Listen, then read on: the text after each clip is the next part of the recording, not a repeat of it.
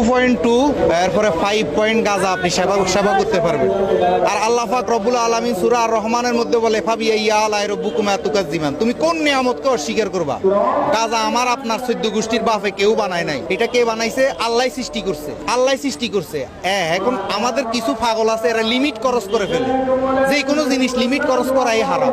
সরকারি আইন আছে আমরা 2.2 গ্রাম গ্রহণ করতে পারবেন।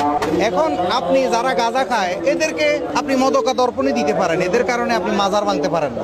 যেমন আমি একটা বিড়িও খাই না, কিন্তু গাঁজা যারা খায় এটা তার ব্যক্তিগত বিষয়, তার হিসেবতেই দিবে।